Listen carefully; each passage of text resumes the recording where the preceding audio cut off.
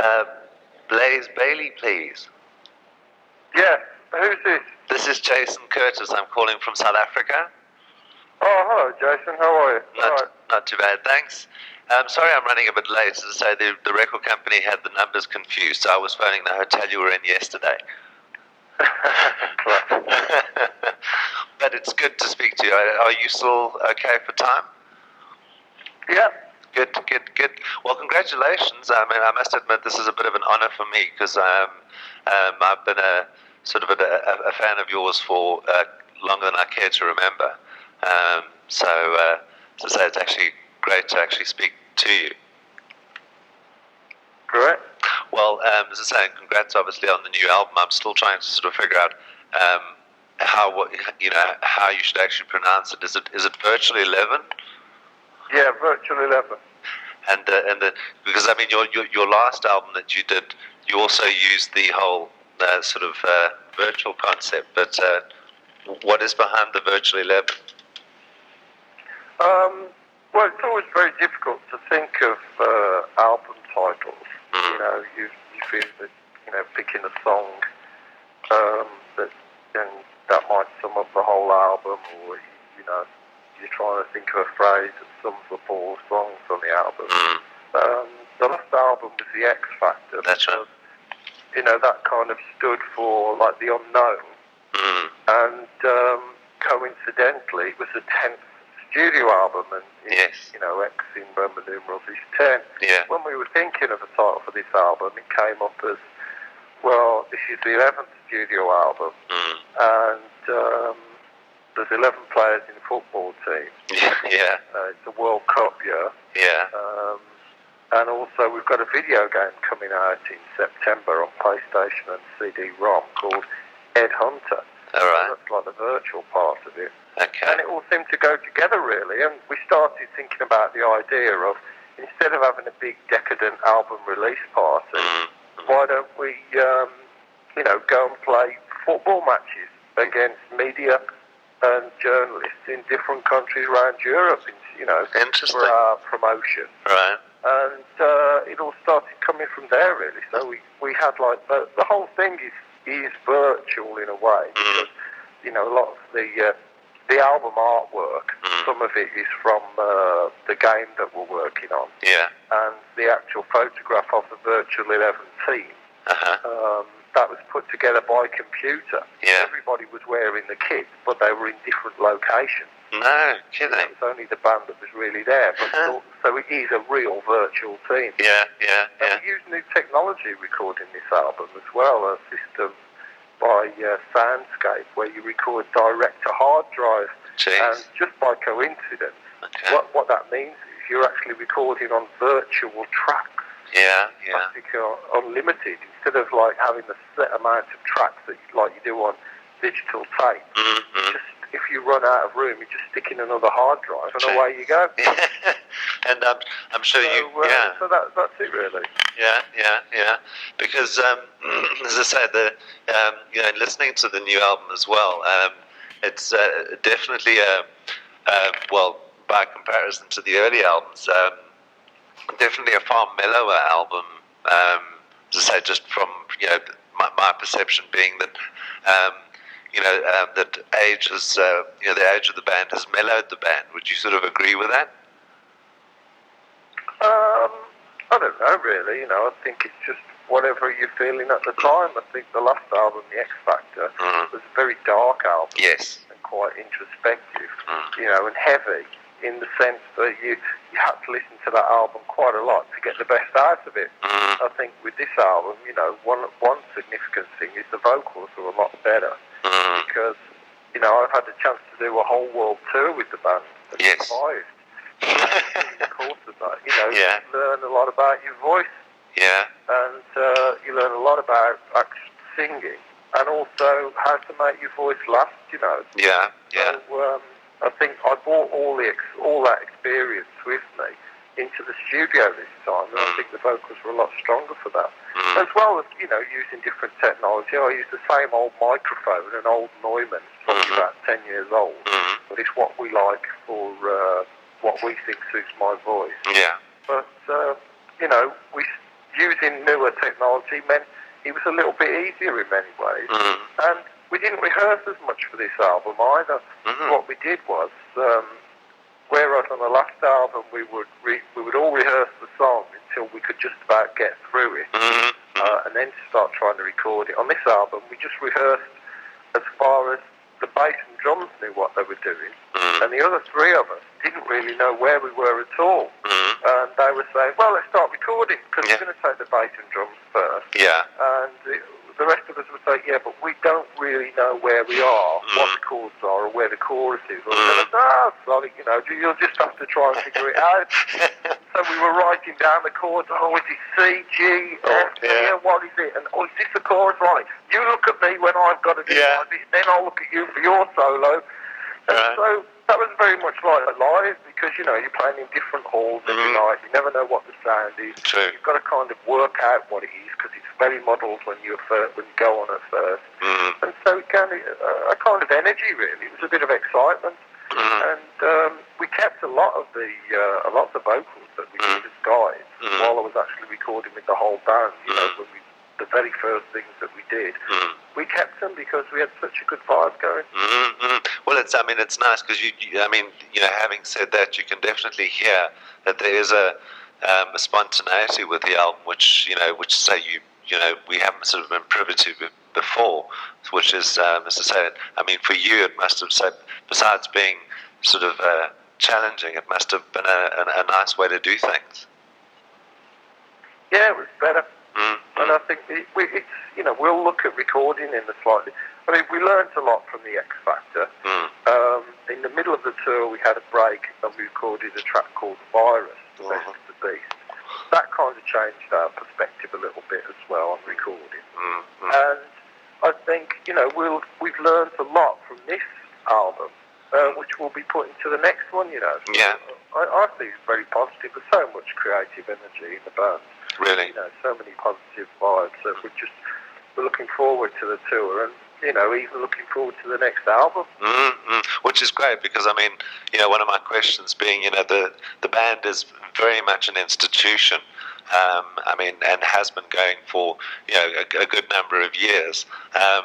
Obviously, they said there is still a lot of energy there, and it's not. You're not taking it on as saying, well, it's just merely a job for you now because everything is in place. There still seems to be a lot of energy there. It's a constant evolution, I think. It's a very natural thing. It's a growth. Do you know what I mean? Yeah.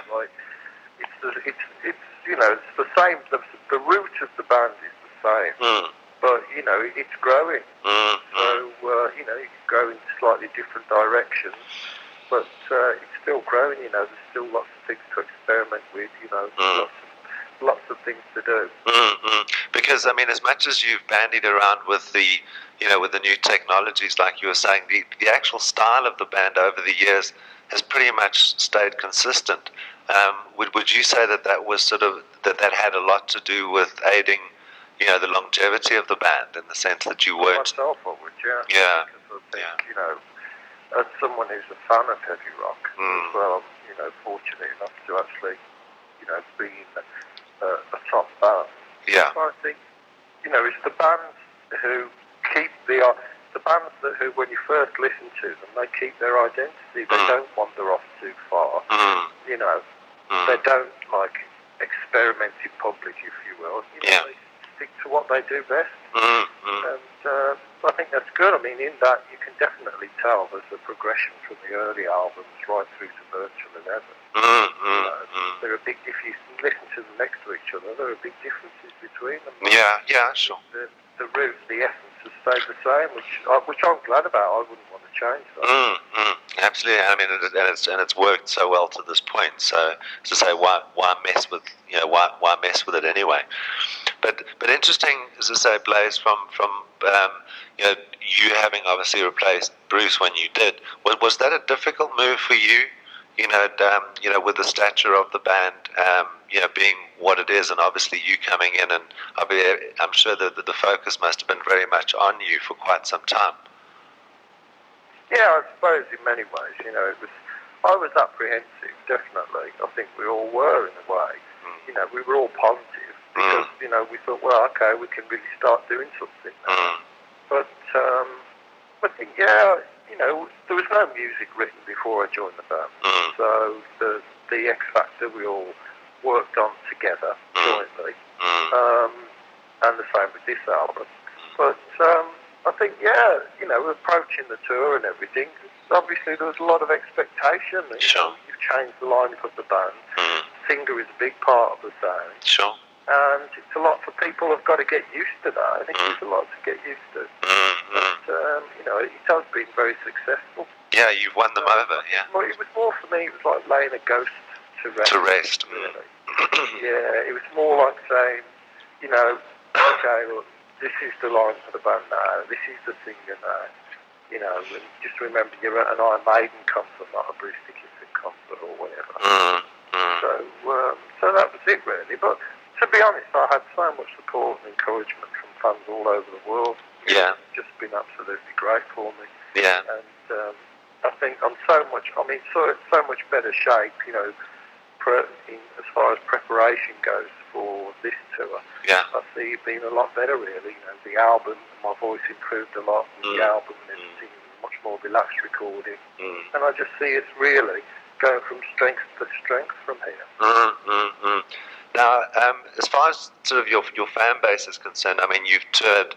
I mean, I think that's also one of the sort of reasons why the band is still enjoying, you know, such you know, was such a good time, is due to the fact that you've got this incredible fan base, and that you do respect it by touring as extensively as you have. You know, would you say that that's what it is? Is that, you know, that you've you know, you've gone out and actually played, and that's what's, you know, kept the band alive and kept it going? Well, I think that's the most important thing, really. You know, usually I think in this band you see recording, making a record as an excuse. You know, something so you can go on tour. Yeah. You know what I mean? So that's it. And I think from a writing perspective as well, the band is such a live band that most of the songs that you write, and that it certainly affected the way that I've performed in the studio and the way that I've written. You think of things, well, how will this be live when you're actually writing? So things are for a live environment as well. Absolutely. And looking at the new album, the band's football fetish, as you said, part of your promotion is to play against press and your media people and so on. But it's definitely very, very prominent on this album. Why is that? It just seemed like a good idea, really, because you know, with it being a World Cup year and everything, yes, it just seemed like, well, instead of a big album release party, let's go and play football against everybody. And it was a good way for us to get into different magazines and different newspapers that we wouldn't normally get into, and let people know that we've got a new album coming out. Yeah. Maybe in the sports pages, people go, oh, what are they doing there? Yeah. You know, and it usually says, you know, to promote their new album. Yeah. And that's all we want to do, really. Yeah.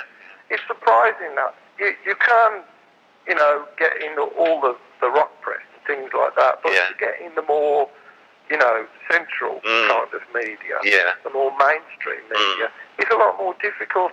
And really, you know, some of our fans don't buy rock press anymore, but they're still into the band. Yes. Well, it's difficult to get over to them that you've got a new record out and stuff like that. So it was a great opportunity for us, and it's so much fun. You know, we'd have loved to. We wanted to play it. It ended up being a 5-game series, but really we wanted it to be a lot more. Yeah. Because the last game in Italy was just fantastic. Yeah. So, it would have been great, you know, if we could have come to South Africa and played soccer. Yeah, that would have been good. Yeah, we'd have loved it. Well, yeah, I mean, so there's... you know, we couldn't... It's very difficult because it's, you know, it is in season over here and with the World Cup going on. It's difficult to kind of get things tied together. Yes. They work really well, you know. Yeah. Maybe we'll get the opportunity if we're on tour there. Well, that's what I'm saying, yeah. To play a game. Yeah, which would be, I think that would say, I think the novelty aspect of it is great as well, you know. As I said, and it does work very well. But now, an 8-track album, it's nearly an EP. Why only the 8 tracks? Well, the reason for that is that it's still nearly an hour long. Yeah, true. Yeah, when we had so many ideas, there's no way we could fit them all on. So what we decided to do was just record 8 of the songs that we thought would together make the best album. So that's what we did. And it worked very well, you know. I think from the first song to the last one, the first song's 3 minutes long. Yeah. You know. Got a couple of songs on there that are a bit longer. Angel and the Gambler, he's written the version of it that's on the album. That is very much from a live perspective, you know. That's how we'll play that song live. And so I think, you know, that's just how it worked out. We didn't sit down before the album and go, right, we must write a hit single or we must do long songs. We just started writing, and you know, we had a fast, aggressive idea, and we got that together, and it ended up being 3 minutes long. Future Real. You know, we had an idea that was very moody, that wanted to create some kind of, you know, very bleak atmosphere, and then build up and be very strong, and that ended up being over 9 minutes long, and that's The Klansman. So, you know, it's just a very natural thing. The next album maybe have more short songs on it, or it could have, you know, more long songs on it. But I think so long as Iron Maiden is an album band, you know, we're not a singles band. No. So long as we're writing for the context of an album, we've got the freedom really to just express ourselves and make the ideas make sense in the way that we think. And Blaze, when you look at the band as a whole, I mean, having achieved as much as you have, what is still left, you know, for the band to achieve? Is there something that you haven't yet done that you've sort of set your sights on? There's loads.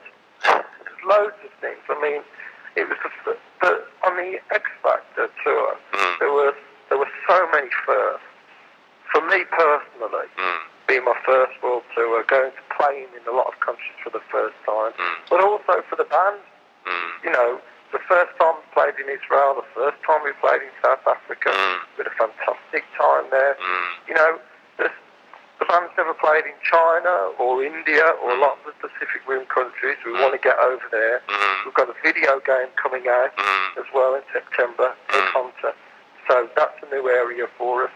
The website as well, we totally upgraded that a year ago and reworked it. So we'll be spending a lot more time doing, you know, contributing to the website. Yes, yeah. And, you know, taking care of the development of that as we go.